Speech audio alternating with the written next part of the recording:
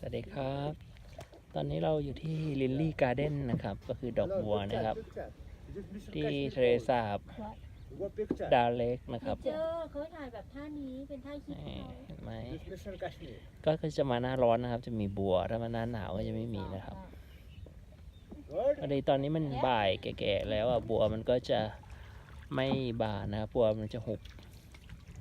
บัวมันจะบานตอนเช้ามาสายมาเที่ยง นี่แดดมันไม่จัดมันก็เลยไม่หุบนี่ก็เป็น ออยต้องถามเพราะมันจะมีดอกบัวมันกินได้ไม่ใช่หรอเหมือนบ้านเราปะวะ กินได้บัวสายกินได้หมดแหละ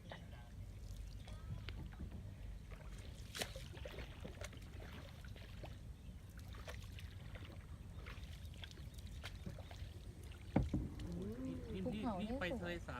บนั่นเนี่ย ดาเล็ก มันเชื่อมกัน